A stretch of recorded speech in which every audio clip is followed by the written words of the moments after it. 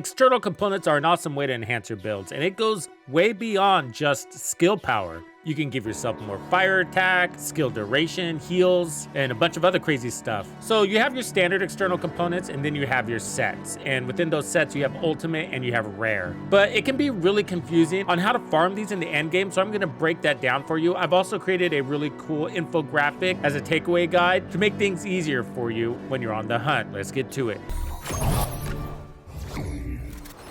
Let's do this! So let's just jump right into it. All my external components are all the named sets, the branded sets. And so I kept a few here just so you can see the difference. So this is an unbranded set, basically a standard one, but there are external components you can get that are way better than these. Like, for example, the bravery set. So you get the same stats you can get on the rare sensor, but you also get the bravery set bonuses. By running 2 pieces on your build, you're gonna have HP recovery and max shield. By running 4 pieces, if you choose, you're gonna get a bunch of other cool stuff. But I'm not gonna go into each detail on what does what here. We're gonna be focusing on how to get these. So this is a guide that I created for you, and I'll walk through this in a minute, but I want you to know there'll be a download link in the description area below. So access this as you please. And by the way, you can mix and match these so you don't have to run them as a full set if you don't want to. Like for example, on my Jaber build, I'm running the Annihilation set with the Tomb Vanguard sensor. And so because you can do this, because you can break it up, it allows you to get really creative with your builds. Let's do this!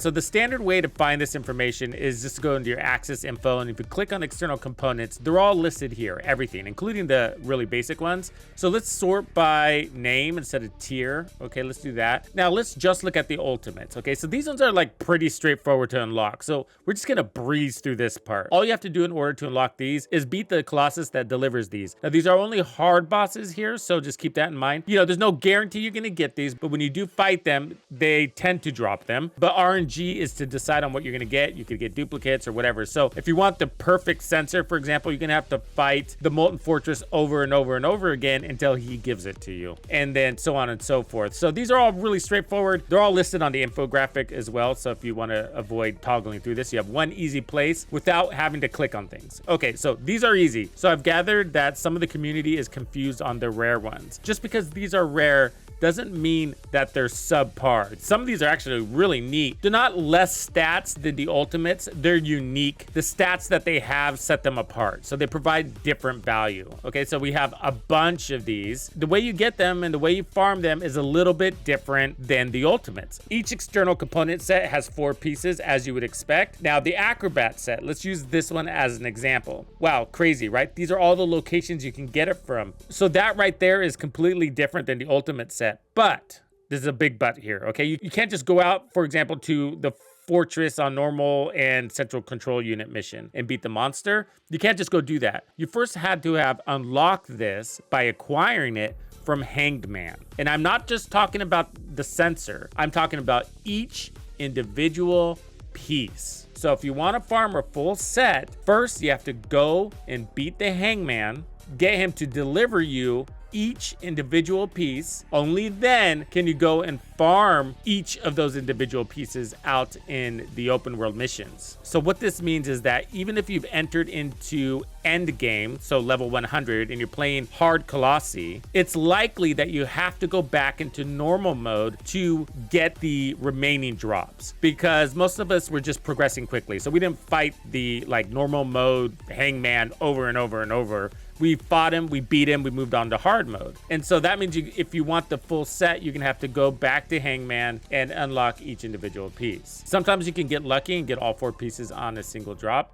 Hey, just want to quickly mention that things are constantly changing in this game with hotfixes, and I've been noticing the devs have been squeezing in changes without announcing it. So if you find a new way to get one of these outside of what I am describing in this video, please let us know in the comments below. The community would love to know that piece of information. Okay, back to it. Let's look at a different one. Tomb Vanguard. This one gives you 25% defense just by running 2 pieces. You have to fight Common Gravewalker. Once you get the piece, you could then farm it at Magister's Lab or Slumber Valley. There's only 2 locations, and it's only the mission monsters, so the elites with the yellow names over their head, those are the only guys that are going to be able to drop it for you. The Gravewalker has to drop the sensor for me. He has to drop the processor, memory unit, and the power unit. So I have to have received all 4 of those in order to unlock them. If I only got the sensor from the Gravewalker, then that means when I go out there and farm the end mission, I'm only going to get the sensor. It's really easy to know what you've unlocked and what you haven't. Some of the stuff you got, you may have trashed. It might not be in your stash anymore. So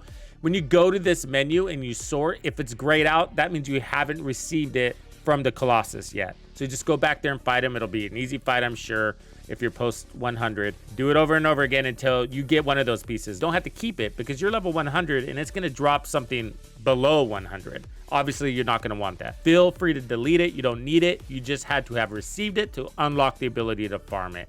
And that's how it works. And same with this one. So with Swamp Walker, you have to get the sensor from him, the processor, and so on and so forth. Once you get all 4 pieces, you can now farm any of these missions to get those pieces from the mission monsters. So one real quick thing, and I do have this noted in the infographic, just because it's Hagios doesn't mean you can just go anywhere and get it. There's specific missions. It's not every one. So I counted the missions that were on the map versus what was listed. The numbers aren't the same. So it's possible that any mission boss in that sector can give you one. It's just that they don't have it on the list. So I'm playing it safe and going by what I see. There's also the blue ones, but once you're in end game, these basically suck. So we're just going to skip over these and we're not going to talk about them.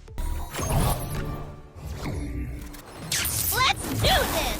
So here's the graphic I created. Feel free to take a screenshot, or again, you can download it below. This is all the external component sets in the game. The ultimate ones are in yellow below, and they're pretty straightforward. You have to fight those bosses on hard mode. So you have the Annihilation set, the Volcanic, the Venom Essence, Supernova, whatever. They're all listed there, so you can just avoid going into your menu and just know that if you want the Slayer set, there's Pyromaniac right there for you. Okay, as far as the rare runs go, I have listed all the locations that are in the Access Info tab in one convenient place. How this document works is the boss to unlock it is listed, and the zone in which you can farm mission monsters is listed, and then all the actual missions that have the possibility of dropping it are below that. As far as what the set does, that's on a separate page. I stuck that here for convenience, but obviously this information is also listed in the Access Info tab. I wanted to condense it so you have one resource, but more importantly, I wanted to break down how you get those rare named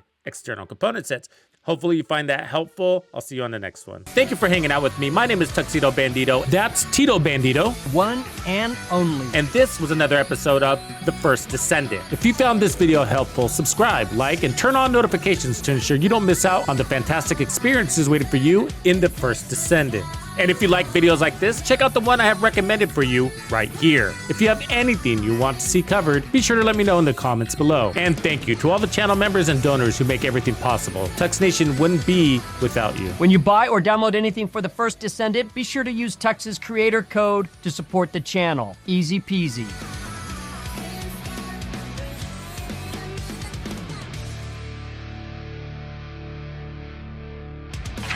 Follow me.